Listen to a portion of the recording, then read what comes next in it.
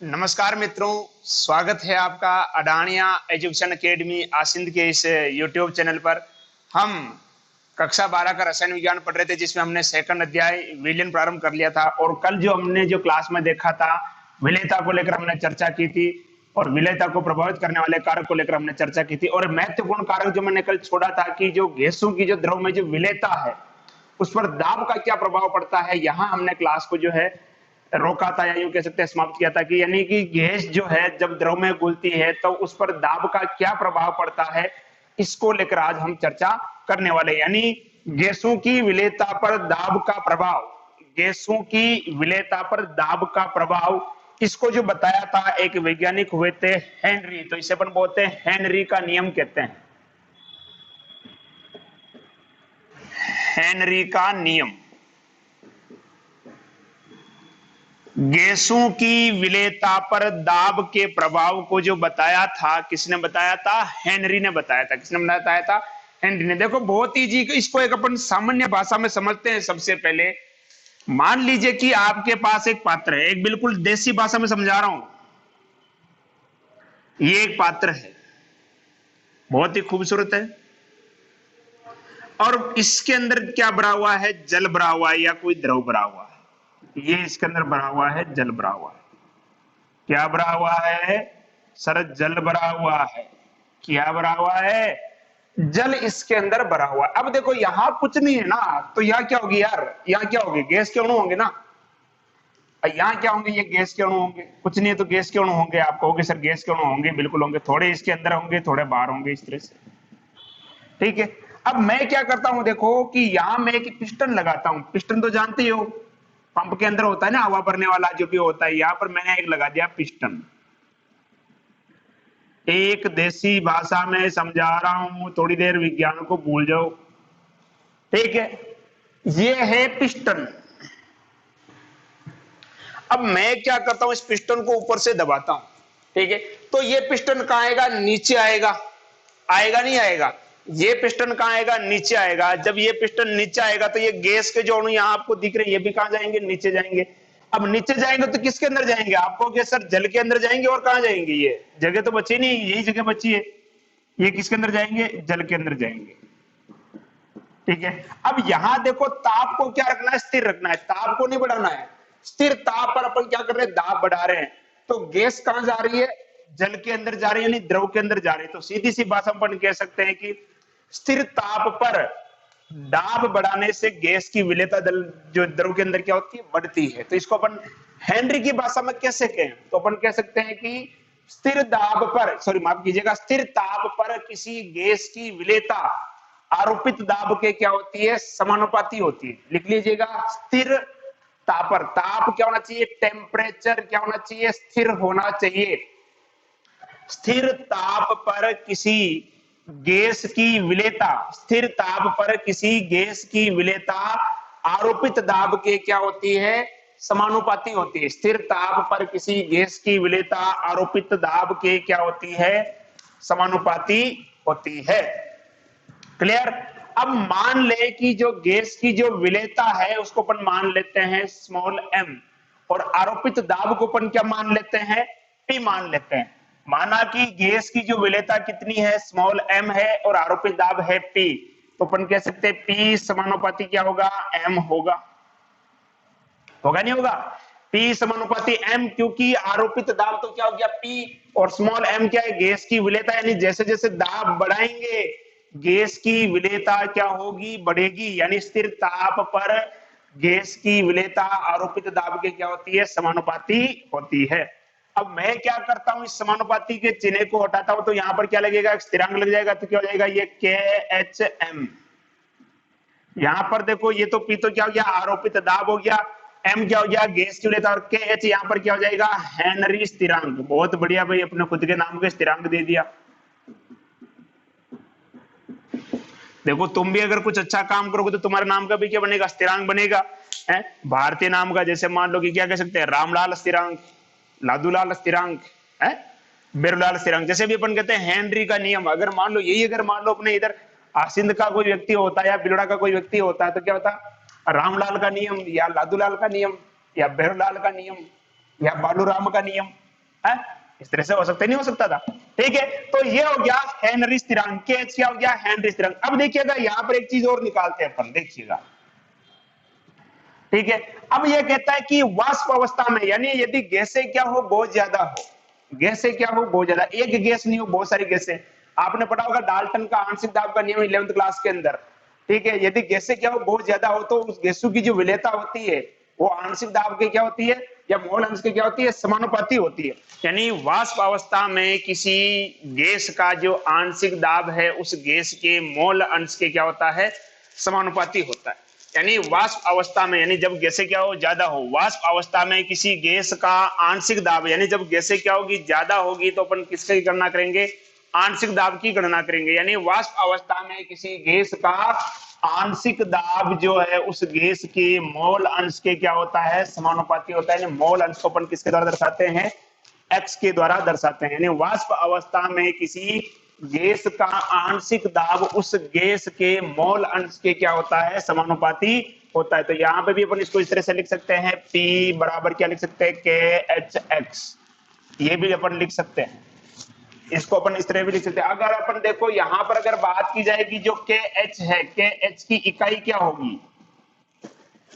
ठीक है, तो अपन जानते हैं जो x यहां पर क्या है, मोल अंश है, और मोल अंश क्या होता है, इकाई विहीन यानी मात्रक विहीन राशि होती है। इसलिए अपन कह सकते हैं कि जो इकाई किसकी होगी, दाब की होगी, वही इकाई किसकी होगी, KH की होगी। यानी क्या हो सकती है, ATM हो सकती है, या पास्कल हो सकती है, या mmHg मिलीमीटर हाइड्रोजियम हो सकती है। ठीक है, या टोर भी कह सकते हैं अपन। तो जो इकाई किसकी होगी, दाब की होगी, वही किसकी होगी, KH की होगी, क्योंकि जो क्या है ये x जो है यहाँ पर क्या है, एक मात्रकहीन राशि है। मोल अंश क्या होता है, एक मात्रकहीन राशि होती है। अब देखते हैं अपन इसका कुछ ग्राफ बना के देखते हैं, देखिएगा इधर। जैसे मान लो कि मैं ले लेता हूं इस तरह से, इधर ले लेता हूं, मान लो मैं ये x ले लेता हूं मोल अंश, और इधर ले लेता हूं ये आंशिक दाब। तो अपन जानते हैं यहाँ अपन देख सकते हैं कि ग्राफ कैसा बनेगा, सीधा बनेगा इस तरह से। कैसा बनेगा, सीधा बनेगा। ये इसका क्या हो जाएगा, ढाल हो जाएगा, यानी ये अपन कह सकते हैं थीटा, यानी टेन थीटा क्या हो जाएगा आपका, ऊपर क्या जाएगा ये P अपॉन एक्स, या अपन कह सकते हैं के एच बराबर क्या हो जाएगा, P अपॉन एक्स। यानी यहां से एक संबंध अगर अपन देखें तो सीधा सा आप देख सकते हो कि जो अगर के एच, देखिएगा इसको ऐसे लिखता हूं, x यानी मोल अंश है, ठीक है, इसको मैं ऐसे लिख देता हूं, x यानी क्या हो जाएगा, P अपॉन के एच। इसको ऐसे भी अपन कर सकते हैं, ये संबंध को आप देख सकते हो। इसका मतलब क्या हुआ कि अगर मोल अंश बढ़ेंगे तो के एच का मान क्या होगा, घटेगा। मोल अंश बढ़ेंगे तो के एच का मान क्या होगा, घटेगा। यानी हेनरी स्थिरांक की वैल्यू क्या होगी, घटेगी। हेनरी स्थिरांक की वैल्यू क्या होगी, घटेगी। अब अपन कहते हैं कि मोल अंश बढ़ रहा है, अगर मोल अंश बढ़ेगा तो गैस का जो मोल बढ़ेंगे, मोल बढ़ेंगे तो मोल अंश बढ़ेगा, और जब मोल बढ़ेंगे तो गैस की विलेयता भी क्या होगी, बढ़ेगी। मोल बढ़ेंगे तो गैस की विलेयता क्या होगी, बढ़ेगा। ध्यान दीजिएगा, इधर इधर बता रहा हूं मैं वापिस।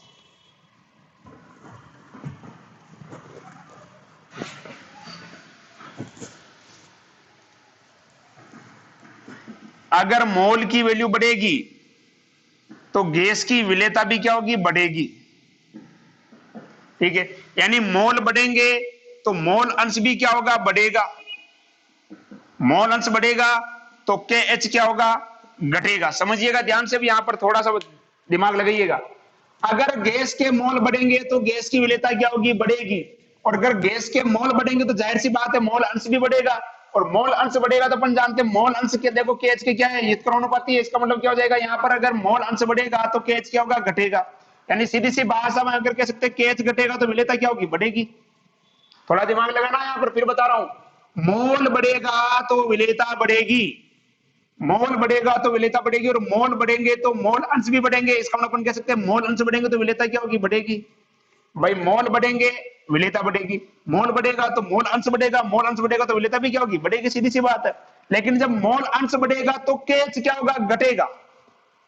केच क्या होगा, घटेगा। इसका मतलब क्या होगा कि ये बढ़ रहा है तो ये घट रहा है, और जब ये बढ़ेगा तो विलेयता क्या होगी, बढ़ेगी। इसका मतलब केच अगर बढ़ेगा तो विलेयता भी क्या होगी, बढ़ेगी, और यदि केच बढ़ेगा तो विलेयता क्या होगी, घटेगी।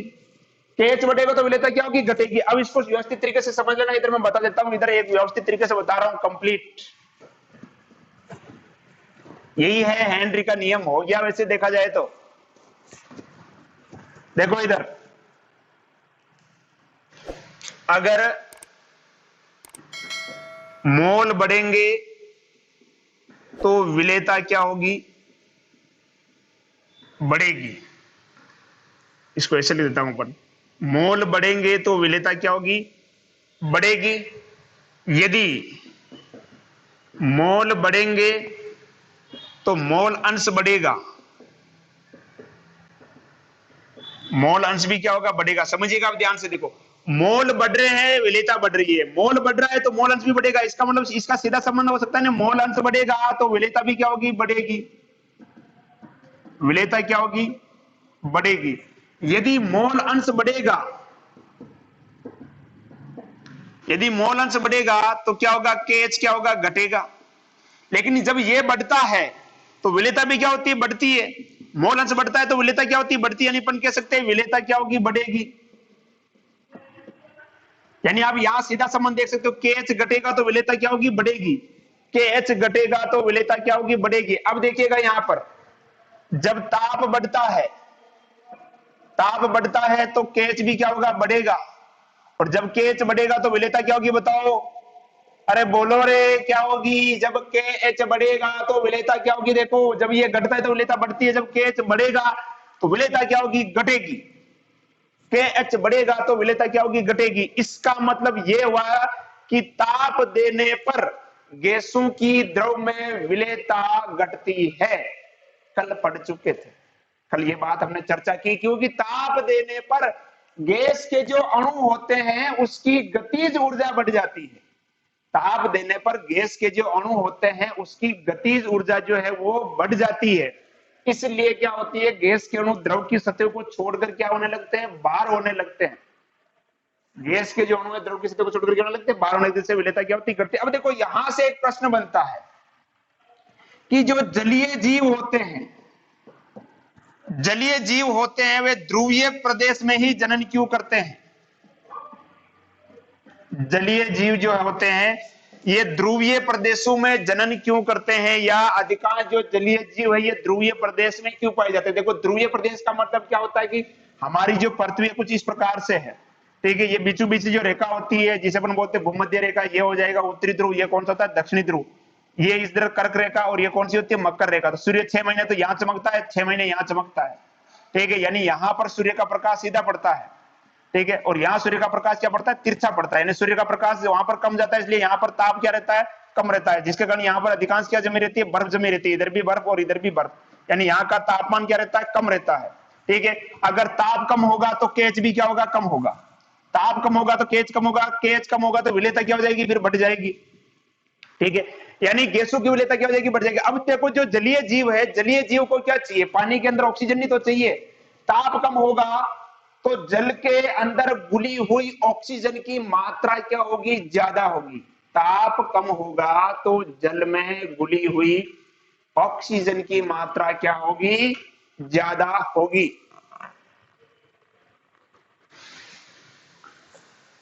जरूरी है रे बाबा। देखो इधर, तो जल में घुली हुई ऑक्सीजन की मात्रा ज्यादा होगी, यानी उसको ऑक्सीजन मिलेगी। तो जलीय जीव वहीं रहना पसंद करेंगे ना जहां उनको आसानी से जल के अंदर क्या मिल जाए, ऑक्सीजन मिल जाए। तो आप सीधा सा कह सकते हो, क्वेश्चन बन सकता है कि जलीय जीव ध्रुवीय प्रदेशों में ही जनन क्यों करते हैं। तो क्या लिख सकते हैं अपन, ध्रुवीय प्रदेशों में तापमान कम होता है जिसके कारण जल में घुली हुई ऑक्सीजन की मात्रा क्या होती है, ज्यादा होती है, जिसके कारण वो जलीय जीव आसानी से श्वसन कर सकते हैं। यही कारण है कि जलीय जीव ध्रुवीय प्रदेशों में जनन करते हैं। क्लियर। तो ये हो गया, सीधा सा फंडा लगाना है आपको कंप्लीट। ताप बढ़ेगा तो KH बढ़ेगा, KH बढ़ेगा तो विलेयता क्या होगी, घटेगी। क्लियर। तो ये तो हो गया आपका, क्या हो गया, हेनरी का नियम। अब अपन बात करते हैं हेनरी नियम के अनुप्रयोग के बारे में। इसके अनुप्रयोग क्या क्या है ये भी पूछा जा सकता है, इंपॉर्टेंट इससे प्रश्न बनता है। हेनरी नियम का अनुप्रयोग, हेनरी नियम के अनुप्रयोग क्या होते हैं, देखिए। देखो एक तो कि जो हमारा जो शरीर है, हमारे शरीर के अंदर देखो एक द्रव बहता है जिसे हम कहते हैं रक्त कहते हैं। हमारे शरीर में जो द्रव बहता है उसे हम क्या कहते हैं? रक्त कहते हैं। ठीक है, अब देखो रक्त के अंदर क्या गुली होती है? ऑक्सीजन गुली होती है। और ये जो ऑक्सीजन गुली होती है किस सिद्धांत पर आधारित है? हेनरी के सिद्धांत पर ही आधारित। अपन कह सकते हैं कि हमारे शरीर में या हमारे शरीर के रक्त में गुली हुई ऑक्सीजन हेनरी सिद्धांत पर आधारित है। ठीक है, दूसरा भी जैसे मान लो बहुत ज्यादा गर्मी है, आप कहीं जा रहे हो, यात्रा कर रहे हो, ठीक है, बहुत तेज गर्मी है, आप देखते हो ये हाईवे के पास में एक होटल है, वहां आप जाते हो, उसको कहते हो भाई कोल्ड ड्रिंक्स दे, शीतल पेय पदार्थ, ठंडा पेय पदार्थ, यानी पीने के लिए कुछ ठंडा चीज हो तो दे। ठीक है, जैसे आप खोलते गैस निकलती है उससे, कौन सी गैस है वो? CO2 गैस है। ठीक है, तो उस द्रव में भी जो गैस भरी जाती है, शीतल पेय पदार्थ में जो गैस भरी जाती है, सोडा वाटर के अंदर जो गैस भरी जाती है, वो किस सिद्धांत पर आधारित है? हेनरी सिद्धांत पर आधारित है। यानी दूसरा अपन कह सकते हैं कि शीतल पेय पदार्थों में भरी हुई CO2 हेनरी सिद्धांत पर आधारित है।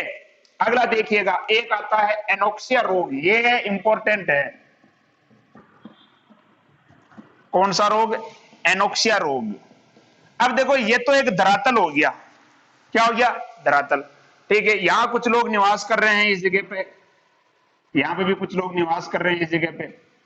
अब यहां पर ये एक पहाड़ी इलाका है, ये एक पहाड़ी इलाका है। ठीक है, यहां पे भी कुछ लोग निवास करते हैं, यहां पे भी किसी ने ढलान वाले क्षेत्र में घर बना रखे, यहाँ इसने ये तो इसने गजब ही कर दिया, पूरी चोटी भी बना दिया इस तरह से, इसने भी चोटी पे बना दिया कंपटीशन में। ठीक है, अब देखो अपन जानते हैं जैसे जैसे अपन क्या करते हैं, धरातल से ऊपर की तरफ चलते हैं, वायु दाब क्या होता है? कम होता है, यानी दाब कम होता है। दाब कम होगा तो रक्त के अंदर घुली हुई ऑक्सीजन की मात्रा भी क्या होगी? कम होगी। ध्यान दीजिएगा, जैसे जैसे धरातल से ऊपर की तरफ चलते हैं दाब कम होता है, दाब कम होने के कारण रक्त में घुली हुई ऑक्सीजन की मात्रा भी क्या होती है? कम होती है। ऑक्सीजन की मात्रा क्या होती है? कम होती है। अब जहां से जैसे अपन जाएंगे, यानी यहां अगर पूछे कि मान लो कि रामलाल यहां खड़ा है और लादूलाल यहां खड़ा है, अब तुम्हें पूछा जाए कि रामलाल के रक्त में ऑक्सीजन ज्यादा होगी या लादूलाल के रक्त में ज्यादा होगी, तुम कहोगे सर लादूलाल ऊपर खड़ा है, जैसे जैसे अपन धरातल से ऊपर की तरफ चलते हैं दाब कम होता है तो इसके रक्त में घुली हुई ऑक्सीजन की मात्रा क्या होगी? कम होगी। ठीक है, रक्त के अंदर घुली ऑक्सीजन की मात्रा कम होती है, जिसकी वजह से बहुत सारे उसके अंदर रोग हो जाते हैं। जैसे मान लो उसकी सोचने समझने की क्षमता कम हो जाती है, उसको कम दिखाई देने लगता है, यानी आंखों से धुंधला दिखाई देने लगता है, तो उसे अपन क्या कहते हैं? एनोक्सिया रोग कहते हैं। क्या कहते हैं? एनोक्सिया रोग। अब आपको कि सर इसको लैंग्वेज में बताओ, समझ में तो आ गया कि जब अपन पहाड़ी क्षेत्र में ये जो लोग रहते हैं, पहाड़ी क्षेत्र में जो लोग रहते हैं, वहां वायुदाब कम होने के कारण उनके रक्त में ऑक्सीजन की मात्रा जो है वो कम हो जाती है, जिसके कारण उनकी सोचने समझने की क्षमता कम हो जाती है, उनको कम दिखाई देने लगता है। इस स्थिति को क्या कहते हैं? एनोक्सिया रोग कहते हैं। तो अब लैंग्वेज में क्या लिख सकते हैं कि एनोक्सिया रोग क्या है? तो अपन लिख सकते हैं कि पहाड़ी क्षेत्रों में रहने वाले लोगों में वायुदाब कम होने के कारण उनके रक्त में घुली हुई ऑक्सीजन की मात्रा कम हो जाती है, जिसके कारण उनकी सोचने समझने की क्षमता कम हो जाती है तथा उनको कम दिखाई देने लगता है। इस स्थिति को क्या कहते हैं? एनोक्सिया रोग कहते हैं। क्या कहते हैं? एनोक्सिया रोग कहते हैं। अगला अपन देखते हैं, देखो जो समुद्री गोताखोर होते हैं, समुद्री गोताखोर जब समुद्र के अंदर जाते हैं तो क्या करते हैं? कृत्रिम गैस का सिलेंडर लेकर जाते हैं। ठीक है, उस कृत्रिम गैस के अंदर ऑक्सीजन होती है, नाइट्रोजन होती है, हीलियम होती है, हाइड्रोजन होती है, ये गैसें उसके अंदर भरी होती है। जैसे जैसे क्या करते हैं वो जल के नीचे की तरफ जाते हैं, दाब क्या होता जाता है? बढ़ता जाता है। दाब बढ़ने के कारण क्या होता है? ऑक्सीजन के साथ साथ नाइट्रोजन भी क्या होती है? हमारे रक्त के अंदर चली जाती है। नाइट्रोजन भी क्या होती है? रक्त के अंदर चली जाती है। अब ऑक्सीजन का तो क्या करेंगी? कोशिकाएं उपयोग ले लेगी, लेकिन नाइट्रोजन का उपयोग होता नहीं। अब क्या होता है कि जब वो गोताखोर वापस क्या करता है, समुद्र तल से जब धीरे धीरे ऊपर की तरफ आता है तो वायु दाब क्या होने लगता है? वापस कम होने लगता है। ऐसे में क्या होती है कि जो रक्त के अंदर जो गैस घुली हुई थी, कौन सी गैस? Nitrogen gas. वो नाइट्रोजन गैस क्या करती है? बाहर आने लगती है, और बाहर आने की वजह से उन गैस के क्या बनने लगते हैं? जैसे रक्तवाहिनी है ये, इस रक्तवाहिनी के अंदर नाइट्रोजन के क्या बन जाते हैं? बुलबुले बन जाते हैं। क्या बन जाते हैं? बुलबुले। जिससे इसके अंदर इस प्रकार से क्या जाती है? सूजन आ जाती है इस तरह से रक्तवाहिनी के अंदर, जिसे अपन बोलते हैं बैंड्स कहते हैं। क्या कहते हैं? बैंड्स कहते हैं। ठीक है, ये बैंड्स क्या होते हैं? बहुत ही क्या होते हैं? दर्दनाक होते हैं। बहुत ही क्या होता है? दर्द होता है। इसलिए ऐसे थोड़ी क्या मान लो कि मैंने सिलेंडर लटकाया और मैंने समुद्र के अंदर छलांग लगा दी, उसका सबका एक तरीका होता है। ठीक है, इसके लिए विशेष प्रकार की क्या होती है? ट्रेनिंग होती है। तो ये क्या हो गए? हेनरी नियम के क्या हो गए? अनुप्रयोग हो गए। अगला पूछा जा सकता है हेनरी नियम की सीमाएं क्या है। देखो हेनरी नियम की सीमाएं मैं मौखिक तौर से बता देता हूं। दाब उच्च नहीं होना चाहिए, दाब जो है ज्यादा नहीं होना चाहिए, विलयन अति तनु नहीं होना चाहिए, विलयन ज्यादा तनु भी नहीं होना चाहिए, ताप अति निम्न यानी ताप इतना भी कम नहीं होना चाहिए। देखो, दाब उच्च नहीं होना चाहिए, विलयन अति तनु नहीं होना चाहिए, ताप अति निम्न नहीं होना चाहिए, और जो गैस है, गैस विलयन के साथ किसी प्रकार की कोई क्रिया नहीं करनी चाहिए। ये क्या है? हेनरी नियम की सीमाएं हैं। तो लिख लीजिएगा हेनरी नियम की सीमाएं। दाब उच्च नहीं होना चाहिए, ताप अति निम्न नहीं होना चाहिए, और क्या है? गैस जो है विलयन के साथ कोई क्रिया नहीं करनी चाहिए। गैस जो है विलयन के साथ कोई क्रिया नहीं करनी चाहिए, यानी गैस जब उसके साथ क्रिया कर देगी तो विलयन का तो सवाल ही नहीं, अंदर क्रिया हो गई, हो तो गोली कहां हो, तो उसने अभिक्रिया कर ली, उसने क्या कर ली? अभिक्रिया कर ली। तो इस प्रकार से ये इसके क्या हो गए? कुछ सीमाएं हो गई। ठीक है, तो ये हमारा एक जो टॉपिक रह रहा था कल की क्लास का, एक ही टॉपिक आज हम करेंगे, हेनरी का नियम, ये कंप्लीट होता है। यदि आप इस चैनल पर नए हैं तो चैनल को सब्सक्राइब करें और अपने दोस्तों के साथ शेयर करें और जुड़े रहिए अडानिया एजुकेशन अकेडमी आसिंद के यूट्यूब चैनल पर। आप लोगों का जो प्यार मिल रहा है उसके लिए तहे दिल से आपका बहुत बहुत धन्यवाद। एक कम समय में, बहुत ही कम समय में, लगभग एक महीने के अंदर जो सब्सक्राइब है हमने 1000 सब्सक्राइब को पार कर लिया, और जो वॉच टाइम जिसे हम कह सकते हैं 1500 घंटे से भी ज्यादा जो है वीडियो देखे जा चुके हैं। आपका जो विश्वास है ये हमें प्रेरणा देता है कि हम और से और ज्यादा आपके लिए कुछ अच्छा करने की कोशिश करें। तब तक पढ़ाई करते रहें। धन्यवाद।